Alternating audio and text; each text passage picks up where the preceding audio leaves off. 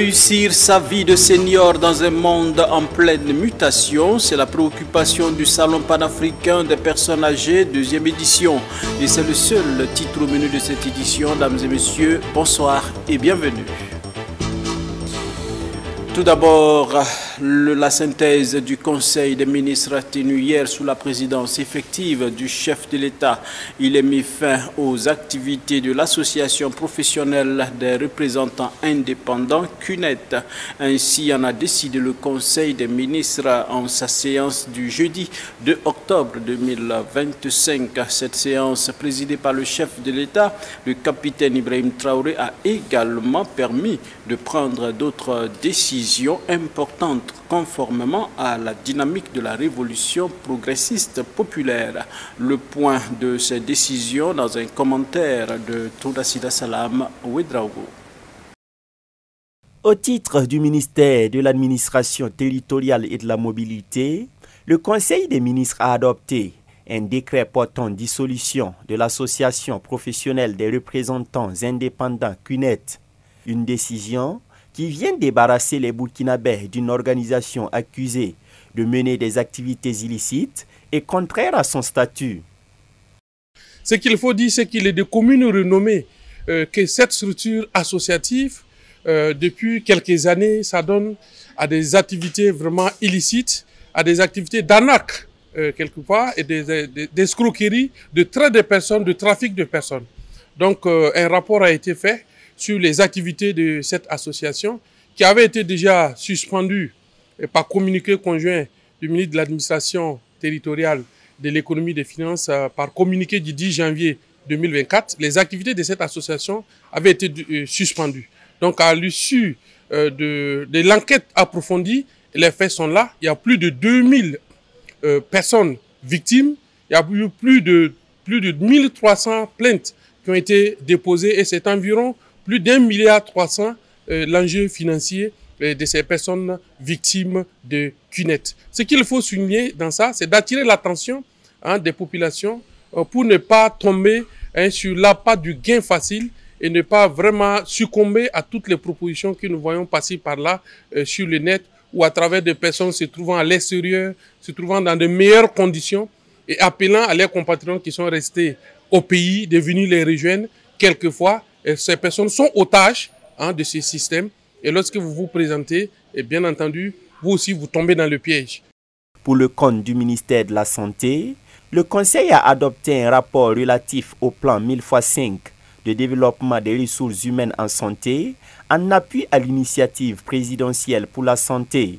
Ce plan entend atteindre les résultats suivants. Il s'agira de recruter et de mettre en formation chaque année jusqu'en 2030 5000 médecins, pharmaciens et chirurgiens dentistes. Il s'agira à l'orée de 2034 de disposer de 5000 médecins, pharmaciens et chirurgiens dentistes spécialistes pour notre pays. Il s'agira aussi de faire en sorte que 310 médecins, pharmaciens et chirurgiens dentistes puissent disposer de surspécialisation dans des domaines extrêmement pointus et approfondis. Cela a l'effet de renforcer la souveraineté sanitaire de notre pays et de faire en sorte que nous puissions réduire drastiquement les évacuations sanitaires. Il s'agira aussi de recruter 500 assistants hospitalo-universitaires, médecins, pharmaciens et chirurgiens dentistes pour venir en appui à cette formation des spécialistes. Il s'agira aussi de recruter autour de 10 480 paramédicaux pour animer les centres médicaux communaux. Et enfin, il s'agira de faire en sorte que 250 médecins, pharmaciens, chirurgiens, dentistes, spécialistes qui se sont formés à titre privé puissent être reclassés. Ce rapport va en outre permettre à toutes les régions sanitaires du Burkina de disposer de professionnels de santé, selon le docteur Kargougou, qui ajoute que ces professionnels seront déployés de manière équitable. Le Salon panafricain des personnes âgées a ouvert ses portes hier 2 octobre à Ouagadougou. Réussir sa vie de senior dans un monde en pleine mutation, défis et opportunités, eh bien c'est le thème de cette 2e édition. Une immersion dans cette matinée avec Edmond Tapsoba et Gédéon Tapsoba. Réussir sa vie de senior dans un monde plein d'innovation, défis et opportunités.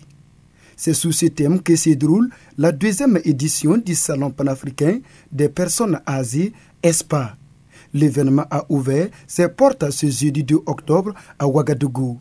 Cette initiative a pour objectif de créer un cadre d'innovation et de solutions pour les personnes âgées. Déjà, l'objectif, nous, en tant que de la jeune génération, nous voulons créer ce cadre pour nos seniors afin de leur dire que nous sommes également là pour eux. Nous devons de créer des opportunités pour eux.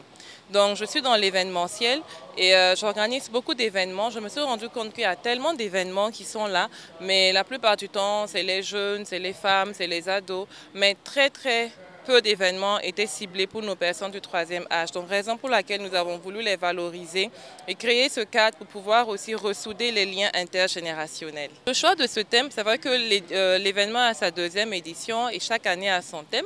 Mais pour nous, nous voulions faire aussi un petit clin d'œil aussi à l'actualité, c'est-à-dire les nouvelles technologies de nos jours, à la transformation digitale. Parce que nos seniors, étant un peu de l'ancienne génération, ont parfois du mal à s'adapter aux nouvelles technologies. Donc pour nous, on peut être senior, mais en même temps pouvoir intégrer aussi ces nouvelles donnes-là pour faciliter sa vie à tous les niveaux, que ce soit sur le plan de la santé, sur le plan même de l'apprentissage, sur le plan du réseautage, etc. Donc avec les nouvelles technologies et tout, nous pouvons arriver à faire tout ce qu'on a envie de faire. Donc pour nous, c'est de dire à nos seniors, n'ayez pas peur d'aborder ces technologies, bien au contraire, ils vous permettront également de bien vieillir. À travers la communication et la démonstration, le service d'aide médicale urgente SAMU a outillé les personnes âgées sur les premiers gestes de secourisme.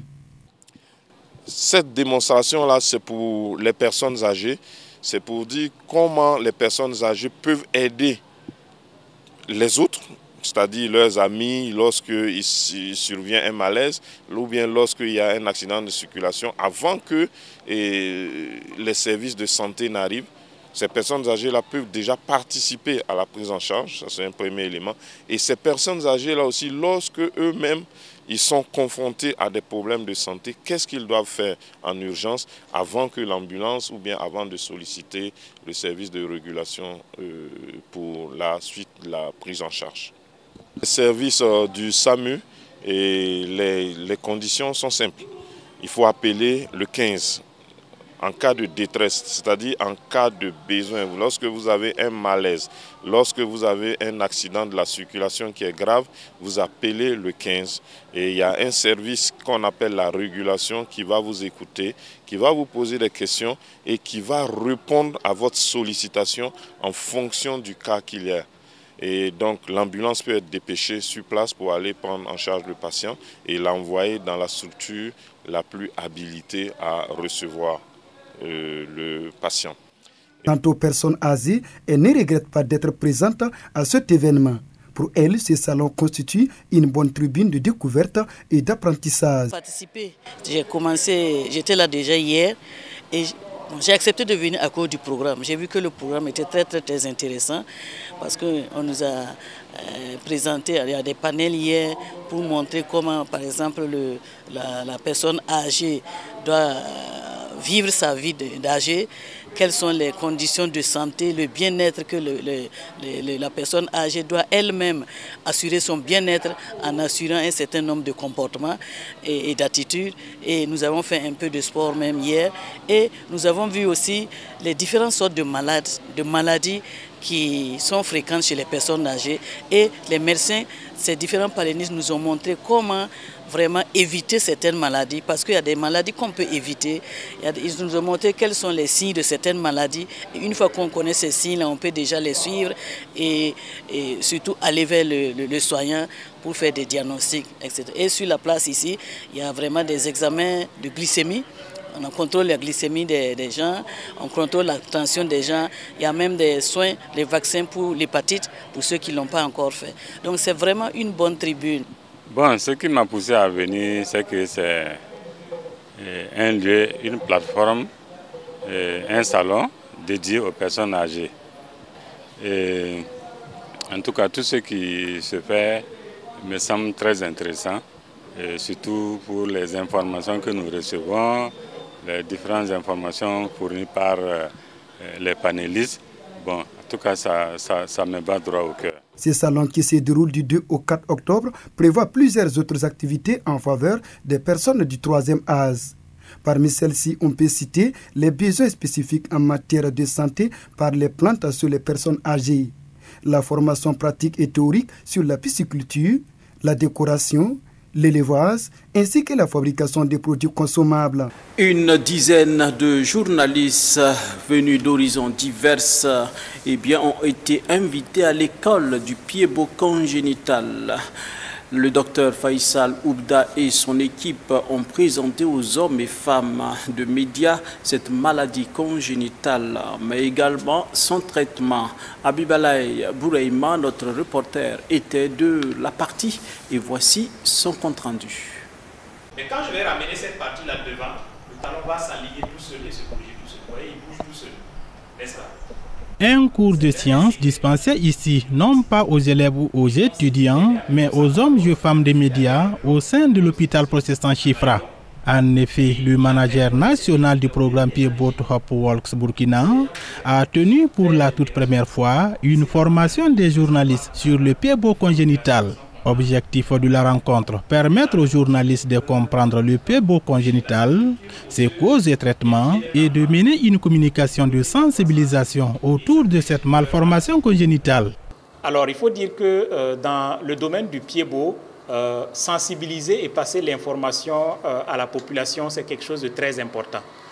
Donc nous avons jugé bon de réunir en fait les journalistes qui sont des hommes de médias pour les outiller, les équiper, à d'abord reconnaître le pied-bot congénital, savoir ce que c'est et ensuite pouvoir relayer l'information au sein de la communauté. Parce que ceux qui naissent avec le pied-bot et leurs familles sont souvent stigmatisés, ils sont souvent rejetés et certains même ne sont pas au courant qu'il existe un traitement pour cette pathologie-là. Donc à travers cette formation, c'est la stigmatisation qui va diminuer lorsque l'information va être relayée au sein de la communauté. C'est également l'accès aux soins de ces enfants-là qui va être augmenté parce que toute la population burkinabé, nous l'espérons, va recevoir l'information sur le traitement du pied-bot qui est gratuit dans nos centres. Il a fallu qu'ils suivent des patients. Chaque année, sur le plan mondial, 288 000 à 200 000 enfants naissent avec les pieds-bots congénitales, dont 90% sont visibles dans les pays à faible revenu ou à taux de natalité élevé. Au Burkina Faso, par exemple, si on rapporte à la population, on aura 1000 cas de pieds-bots chaque année. À voir le taux élevé de cette malformation qui se développe au cours de la grossesse, les journalistes qui ont pris part à cette formation s'engagent à travers leurs microphones et caméras à aider pour la prise en charge des enfants atteints de cette malformation. Le pied-bot, c'est une maladie très peu connue. Pour partager mon expérience, je sais que j'ai déjà rencontré des cas comme ça il y a plusieurs années, mais ne sachant pas forcément de quoi il s'agit. Aujourd'hui, après cette formation, on se rend compte que c'est une maladie qui est avérée et qui se soigne. Il y en a qui évoquent des cas mystiques, des raisons mystiques, qui évoquent des raisons spirituelles pour qualifier cette maladie. Et donc cette formation est vraiment nécessaire. Et en tant que femme de médias, c'est avec un grand intérêt que je note les informations et que je vais forcément, en rencontrant d'autres cas, je vais passer l'information. Aujourd'hui, on a réellement été outillés, on a eu des informations qui nous permettront, nous, en tant que journalistes, de pouvoir sensibiliser nos téléspectateurs, nos auditeurs et nos lecteurs, afin que les gens puissent avoir assez d'informations sur cette pathologie dégradante. Voilà. Donc, nous, à notre tour, on s'engage à être des relais d'informations auprès de la population afin de leur donner plus d'informations sur cette maladie qui est invalidante, on peut le dire, et qui sévit sur le Burkina. Voilà. D'après les informations que nous avons reçues, chaque année, il y a plus de 1000 personnes qui sont touchées par cette maladie.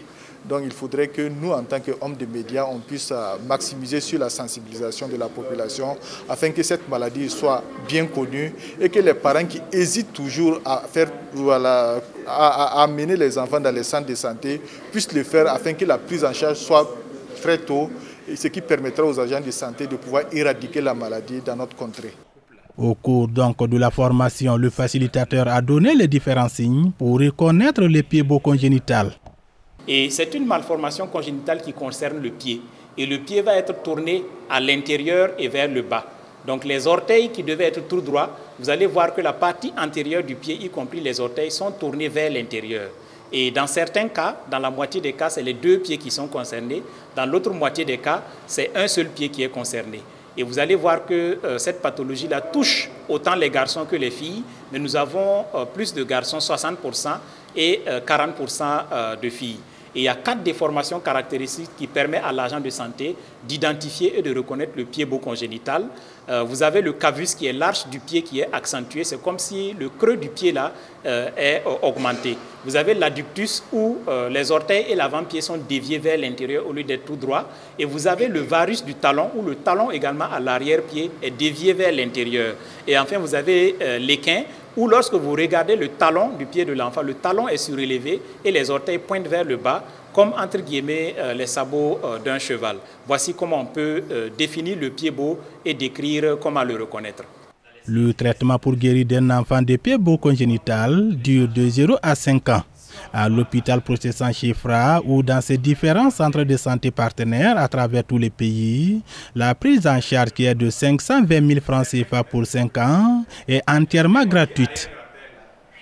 Alors, le pied-bot se soigne par la technique dite de Ponseti, qui est ce médecin-là qui a créé la technique qui permet de soigner ses enfants avec une efficacité de 95%. Alors, nous allons utiliser d'abord une série de plâtres chaque semaine. Chez le bébé, par exemple, parce qu'on commence le traitement dès les premiers jours de vie, si l'enfant est en bonne santé, alors on va commencer les plâtres chaque semaine et les changer. Au bout de 4 à 6 semaines, on va faire une petite opération chirurgicale qui se fait en ambulatoire sous anesthésie locale, pas besoin d'hospitaliser l'enfant. 90% de ces enfants vont recevoir leur ténotomie du tendon d'Achille. Ça se fait à travers la peau, pas besoin de suture. Et à la suite, on met un dernier plâtre pour 3 semaines, avant maintenant que l'enfant ne commence à porter ce que nous appelons les attelles d'abduction, qui sont des chaussures orthopédiques qui vont permettre de maintenir la correction qu'on a obtenue à travers les plâtres et la ténotomie. Et on va faire ce maintien à travers ces chaussures orthopédiques-là en donnant des rendez-vous aux parents. Ça peut être chaque 3 mois et lorsque l'enfant grandit, on va à chaque 6 mois et on va contrôler jusqu'à ce que l'enfant ait l'âge de 5 ans où on est sûr qu'il n'y aura plus de récidive. Ça veut dire que le pied-bot ne va plus revenir en arrière. On déclare l'enfant complètement guéri du pied-bot congénital. Voici comment on traite le pied-bot à travers la technique de Ponseti. L'enfant va recevoir... Le pied-bot congénital entraîne un handicap s'il n'est pas soigné. Les difficultés pour la prise en charge des enfants nés avec cette malformation est que dans certains milieux, la malformation congénitale est vue comme une malédiction des ancêtres que personne ne doit soigner. Dans certaines localités, ces enfants sont systématiquement stigmatisés pour les plus chanceux, car d'autres sont abandonnés par leurs géniteurs. Il est donc nécessaire pour chacun de nous d'inviter toute personne ayant un enfant atteint de cette malformation à se rendre à l'hôpital Processant Chifra pour un traitement gratuit et sans faille. Ça sera tout pour ce soir, dames et messieurs. Merci d'avoir été dans notre... Prenons rendez-vous demain pour d'autres actualités sur la télévision de la famille. Bonsoir et à demain.